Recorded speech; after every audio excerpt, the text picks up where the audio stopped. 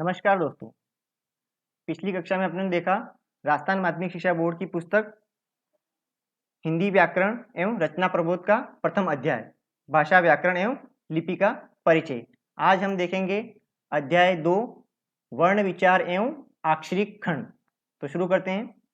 भाषा की वह छोटी से छोटी इकाई जिसके टुकड़े नहीं किए जा सकते हों वर्ण कहलाते हैं। भाषा की सबसे छोटी इकाई कौन सी हो गई? वर्ण, जिसके अपने और भी टुकड़े नहीं कर सकते हैं। जैसे एक शब्द है पीला, तो पीला शब्द के यदि टुकड़े किए जाए तो वे होंगे क्या?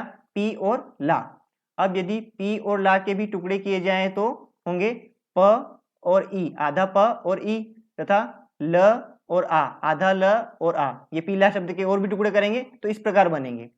अब यदि प, ई, ल और आ के भी हम टुकड़े करना चाहें तो यह संभव नहीं है। मतलब इनसे छोटे और टुकड़े करना चाहें तो अब वो संभव नहीं है। तो इन जो सबसे छोटा टुकड़ा हुआ इनको क्या कहेंगे? वर्ण। मतलब ये ध्वनिया क्या कहलाएगी? वर्ण कहलाएगी। अतः ये ध्वनिया वर्ण कहलाती है। ये ध्वनिया दो ही प्रकार की होती है। मतलब ये जो वर्ण है जिनको ध्वनिया भी कहते हैं और अक्षर भी कहते हैं, ये दो ही प्रकार की होती है। कौन कौन से? स्वर और व्यंजन। वर्णों के मेल से शब्द बनते हैं, शब्दों के मेल से वाक्य, तथा वाक्यों के मेल से भाषा बनती है। ठीक है, तो ये क्या हो गया? ये भाषा का स्ट्रक्चर हो गया। ये भाषा इस प्रकार बनती है। कैसे बनती है? पहले वर्ण होते हैं, वर्ण के मिलने से क्या बनते हैं? शब्द बन जाते हैं। फिर शब्द के मेल से क्या बनती है? वाक्य बनती है। और फिर वाक्यों के मेल से भाषा बनती है। ठीक है, अतः वर्ण ही भाषा का मूल आधार है। भाषा का मूल आधार क्या हो गया? वर्ण हो गया। हिंदी में वर्णों की संख्या 44 है। मतलब हिंदी में वर्णों की संख्या कितनी बताई गई है? 44 बताई गई है। तो ये 11 तो होते हैं स्वर और 33 होते हैं व्यंजन। ठीक है, 33 व्यंजन होते हैं और 11 स्वर होते हैं। ऐसे हिंदी में वर्णों की संख्या 52 बताई गई है, पर ये शुद्ध वर्ण है जिनकी 44 संख्या है। मुंह से उच्चरित होने वाली ध्वनियों और लिखे जाने वाले इन लिपि चिन्हों, मतलब जो ध्वनियां हैं जिनसे अपने मुंह से उच्चारित करते हैं, जिनको वर्ण कहते हैं, है ना, तो इनको दो भागों में बांटा गया है। कौन कौन से? स्वर और व्यंजन। अब देखते हैं स्वर के बारे में। जो वर्ण बिना किसी दूसरे वर्ण की सहायता के बोले जा सकते हैं, मतलब ऐसे वर्ण जिसको बोलते समय अपने दूसरे वर्णों की सहायता नहीं लेनी पड़ती है, वे क्या कहलाते हैं? स्वर कहलाते हैं। मतलब इनका उच्चारण निर्बाध गति से होता है। और ये होते कितने हैं? 11। अब ये कौन कौन से हैं ये देखते हैं। कौन कौन से हैं ये? अ, आ, ई, उ, री, ए, ऐ और ओ, औ। ठीक है, ये 11 स्वर हैं। ठीक है, अब इस स्वर के बाद आपने दो वर्ण और भी देखे होंगे, वो जो इस वर्णमाला में आते हैं, हिंदी वर्णमाला में। एक तो आता है अंगूर का, और एक आता है अह। ठीक है, ये भी होते हैं वर्णमाला में। तो इनको क्या कहते हैं? इनको कहते हैं अयोगवाह।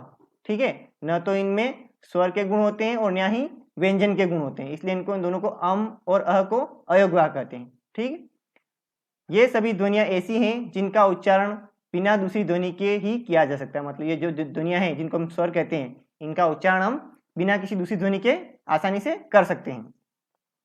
अ, ई, उ मूल स्वर है। ये जो तीन दे रखे हैं, अ, ई, उ और एक री भी है, इनको मूल स्वर कहते हैं, है ना, मूल स्वर कहते हैं। ये ह्रस्व स्वर हैं, है ना, इनको ह्रस्व स्वर भी कहते हैं, मूल स्वर भी कहते हैं और लघु स्वर भी कहते हैं, क्योंकि इनके उच्चारण में दीर्घ स्वरों से कम समय लगता है। इनको क्यों कहते हैं ह्रस्व स्वर? क्योंकि जो दूसरे दीर्घ स्वर है उनसे उच्चारण में कम समय लगता है। री का हिंदी में शुद्ध प्रयोग नहीं होने के कारण री र प्लस ई के उच्चारण के रूप में प्रयुक्त होने लगा है। मतलब जो री ऋषि वाला है ना, इसका उच्चारण अब र, आधा र प्लस छोटे ई की मात्रा के रूप में भी, री के रूप में भी अपने करने लगे हैं। केवल ऋतु, ऋषि, ऋण आदि ही कुछ ऐसे शब्द हैं जिनके लेखन में इसका प्रयोग मिलता है। बाकी अक्सर अब कैसा प्रयोग होने लग गया है री का, र और ई का, इस प्रकार से, है ना। तो इसका उच्चारण री होता है। अब री उच्चारण करने लग गए अपने। आगे देखते हैं स्वर के भेद। कौन कौन से स्वर के भेद हैं? दो भेद हैं। पहला है ह्रस्व स्वर और दूसरा है दीर्घ स्वर। ठीक है, तो ह्रस्व स्वर का और दूसरे नाम क्या है? ह्रस्व स्वर को और क्या कहते हैं? मूल स्वर भी कहते हैं और लघु स्वर भी कहते हैं। ठीक है, अब आता है ह्रस्व स्वर। जिन स्वरों के उच्चारण में अपेक्षाकृत कम समय लगता है वे ह्रस्व स्वर कहलाते हैं। मतलब इनका उच्चारण करते हैं तो समय क्या होता है, थोड़ा कम लगता है। और ये 3 है, कौन कौन से? अ, ई, उ और री। ठीक है, ऐसे 3 नहीं है, यहाँ पे 4 होना चाहिए। अ, ई, उ और री, ये 4 हैं लघु स्वर, जिनको ह्रस्व स्वर भी कहते हैं और मूल स्वर भी कहते हैं। ठीक है, अब आगे देखते हैं। फिर आता है दीर्घ स्वर। जिन स्वरों के उच्चारण में मूल स्वरों से दुगना समय लगता है ना। मतलब कहने का मतलब जो स्वर हैं जिनके उच्चारण करेंगे तो जो मूल स्वर है, मतलब मूल स्वर मतलब ये ह्रस्व स्वर, इनके उच्चारण से दुगना समय लगता है, वे दीर्घ स्वर कहलाते हैं। और ये कितने हैं? 7। मतलब 4 तो ये हो गए, और टोटल स्वर कितने थे? 11। तो 11 में से 4 निकाल लो, मतलब 4 ये मूल स्वर हो गए, तो कितने बचे? 7। तो दीर्घ स्वर कितने हो गए? दीर्घ स्वर हो गए 7। ठीक है, अंग्रेजी के ओ स्वर का भी प्रयोग हिंदी में होने लगा है। ठीक है, ये ओ स्वर आपने पहले अध्याय में पढ़ा था कि ओ स्वर भी ग्रहित स्वर है अंग्रेजी का, जिसका अपने हिंदी में प्रयोग होने लगा है, जैसे डॉक्टर, कॉलेज, ऑफिस। ठीक है, ये अब आगे देखते हैं व्यंजन। ये तो हमने स्वर देखा, और जो स्वर के 2 रूप देखे, कौन कौन से हैं? ह्रस्व स्वर और दीर्घ स्वर। दीर्घ स्वर के भी 2 रूप हैं। ठीक है, एक संयुक्त स्वर और एक यौगिक स्वर। फिर देखते हैं व्यंजन। जो वर्ण स्वरों की सहायता से बोले जाते हैं वे व्यंजन कहलाते हैं। मतलब जिन वर्णों को बोलते समय अपने क्या होता है कि स्वर की सहायता लेनी पड़ती है, उनको क्या कहते हैं? व्यंजन, व्यंजन कहते हैं। मूल रूप से व्यंजन स्वर रहित होते हैं, है ना। जो व्यंजन का मूल रूप है वो क्या होता है? स्वर रहित होता है, मतलब उसमें स्वर नहीं होता है। जैसे ये क है, ठीक है, ये क्या है? व्यंजन है। अब इसमें जो ये इसका मूल रूप नहीं है, इसमें अभी क्या क्या मिला हुआ है? क, ये आधा क और प्लस ये अ मिला हुआ है, ऐसे ये स्वर मिला हुआ है ना। जब जाके ये इसका ये रूप बना है। तो ये आगे नीचे यहाँ पे हलंत लगाएंगे ना, ये इसका ये क, आधा क, ये इसका मूल रूप है ना। जब इसमें अ मिलेगा तब इसका पूरा रूप ये बनता है। मतलब जो व्यंजन है उनको बोलने के लिए हमने बोलते हैं तब अपने स्वर की सहायता लेनी पड़ती है। ठीक है, तो जो वर्ण स्वरों की सहायता से बोले जाते हैं वे व्यंजन कहलाते हैं। ठीक है, मतलब ये वर्ण है, इनको बोलते टाइम हमें क्या होता है? स्वर की सहायता लेनी पड़ती है। मूल रूप से व्यंजन स्वर रहित होता है, और जो स्वर व्यंजन का मूल रूप होता है वो क्या होता है? स्वर रहित होता है। आगे देखते हैं अब। व्यंजन के उच्चारण में फेफड़ों से निकलने वाली सांस मुख के किसी अवयव, मतलब उच्चारण स्थान, मुख का उच्चारण स्थान से बाधित होती है, मतलब अपने इनको बोलते हैं तब थोड़ा बाधा उत्पन्न होती है। जब हम किसी वर्ण का उच्चारण करते हैं तो वह किसी स्वर की सहायता से ही उच्चारित होगा। मतलब कोई भी वर्ण है, कौन सा वर्ण? व्यंजन, उनका उच्चारण करेंगे तो सहायता किसकी लेनी पड़ेगी? स्वर की। जैसे प है, तो उच्चारण करने पर प ऐसे बोलेंगे तो आधा प और प्लस अ की सहायता से उच्चारित होगा।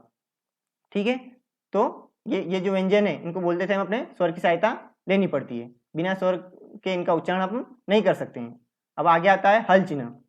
व्यंजन के स्वर रहित होने का परिचायक है। अब हल चिन्ह लगाने से क्या होता है? जो व्यंजन है वो स्वर रहित है, अगर उसके नीचे हल चिन्ह लगा दिया तो इसका मतलब उसमें स्वर नहीं है, मतलब उसका अर्ध रूप हो गया वो। स्वर रहित व्यंजन के साथ हल चिन्ह लगाया जाता है, या फिर खड़ी पाई वाले व्यंजन चिन्हों की खड़ी पाई हटा दी जाती है। मतलब जैसे कोई व्यंजन है तो उसका आधा रूप बताना है, ठीक है, तो उसके नीचे हल चिन्ह लगा देते हैं ऐसे, तो हो गया उसका आधा रूप। अगर मान लो कोई खड़ी पाई वाला व्यंजन है तो उसकी खड़ी पाई हटा देती है, जैसे ये मान लो ये वो है, ठीक है, ये वह है। अब इसका आधा रूप लिखना है तो कैसे लिखेंगे? ऐसे लिखेंगे, ये वह, ऐसा आधा रूप बनेगा। जैसे मान लो मेरे को व्याकरण लिखना है तो व्या क र और न, ये व्याकरण। ठीक है, अब मैंने इसका रूप लिखा, ये आधा व, ये इसकी खड़ी पाई हटा के आधा बना दिया। और क ऐसा था तो क में फिर इसमें खड़ी पाई नहीं होती तो इसको नीचे हलंत लगा के इसका आधा रूप बनाते हैं।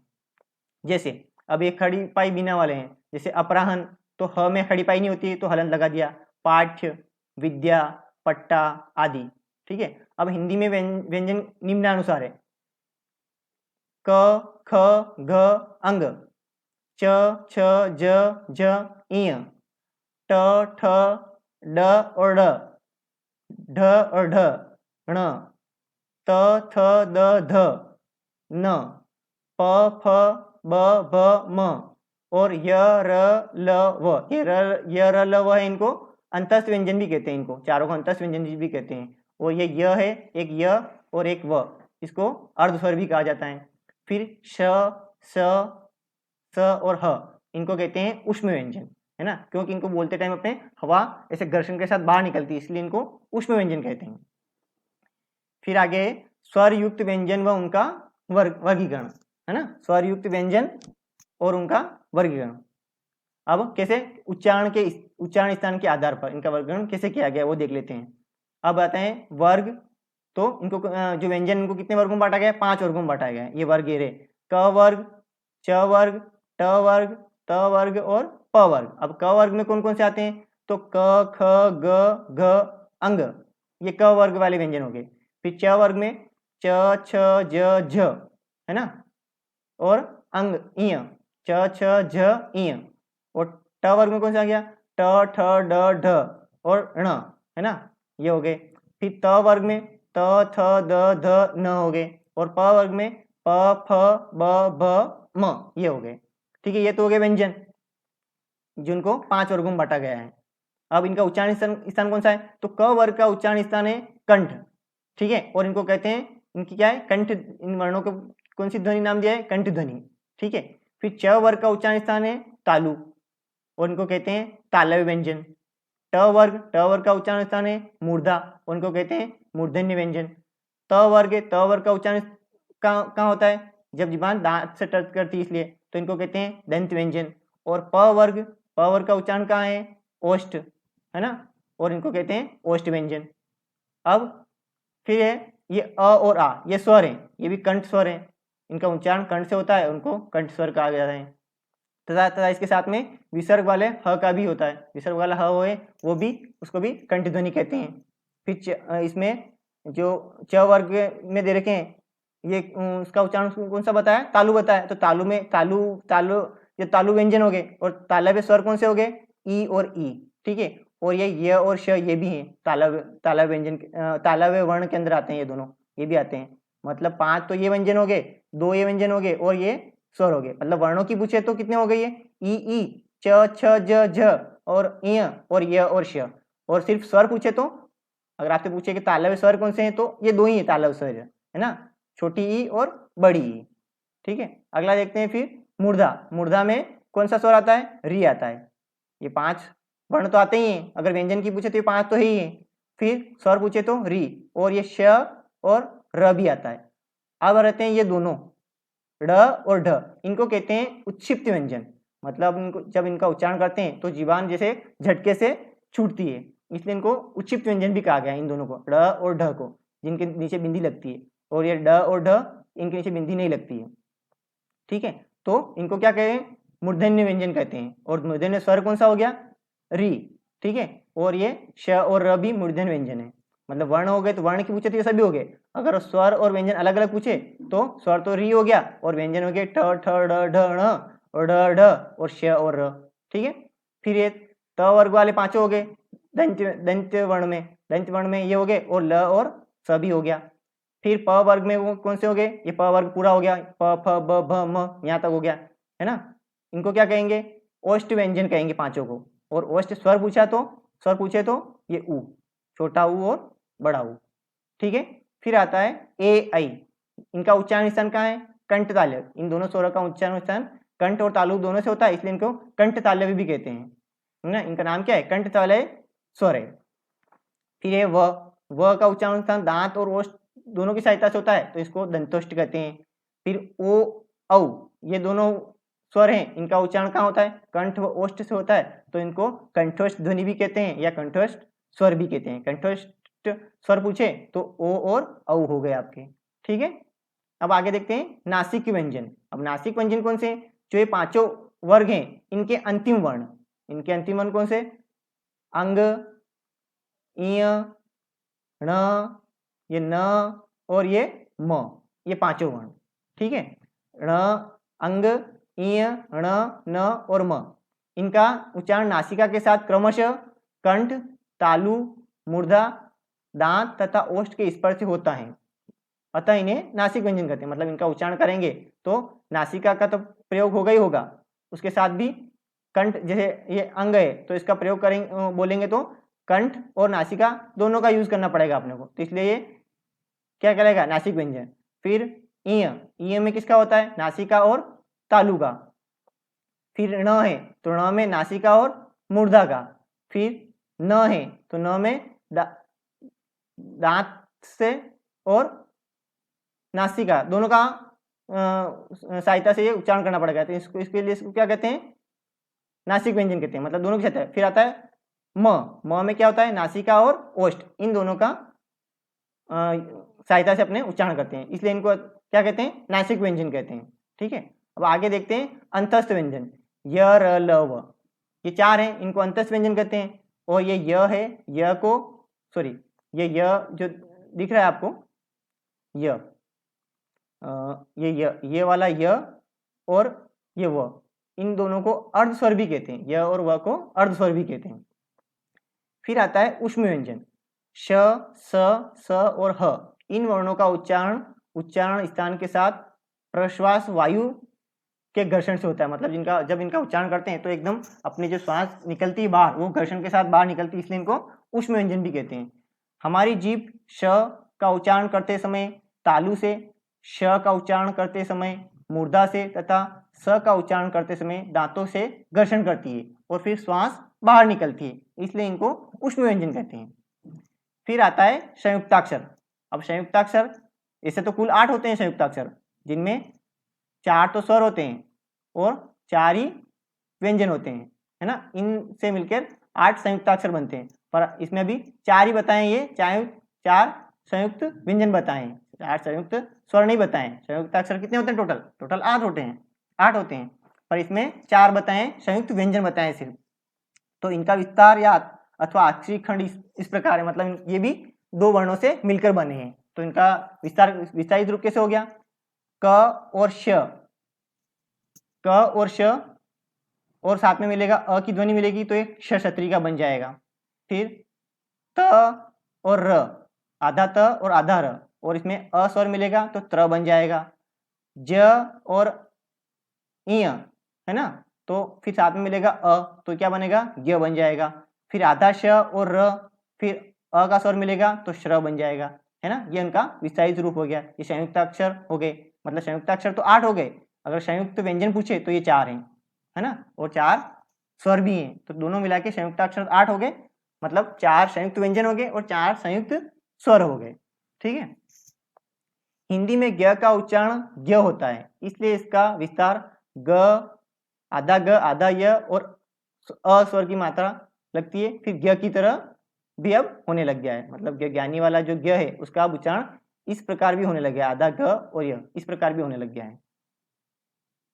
ठीक है, तो ये अपन ने देखा आज कि स्वर और व्यंजन को कितने भागों में बांटा गया है, उनके उच्चारण स्थान क्या है, भाषा कैसे बनती है, और भाषा की सबसे छोटी इकाई कौन सी है, और भाषा का मूल आधार कौन सा है, ये अपनों ने इस अध्याय में अपने आज देखा।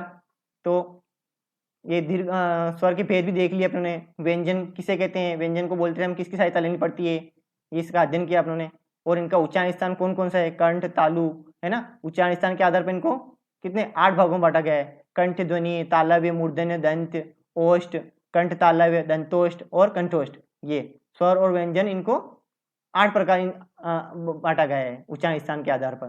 फिर नासिक व्यंजन भी समझे अपनों ने, फिर अंतस्थ व्यंजन 4 होते हैं, ऊष्म व्यंजन भी 4 होते हैं, और संयुक्ताक्षर 8 होते हैं, जिसमें 4 संयुक्त व्यंजन अपनों ने देख लिए, और संयुक्त स्वर भी होते हैं 4। ठीक है, अब आगे रहे इसके प्रश्न उत्तर, तो ये प्रश्न उत्तर है स्वर और व्यंजन में अंतर। ठीक है, इन प्रश्न उत्तर को अपने अब अगली क्लास में सोल्व करेंगे, हल करेंगे। ठीक है, तो आपको कैसे क्लास कैसी लगी अवश्य बताइए, और अच्छा लगता है तो वीडियो को लाइक भी करिए और शेयर भी करिए। मिलते हैं अगली कक्षा में, तब तक के लिए धन्यवाद।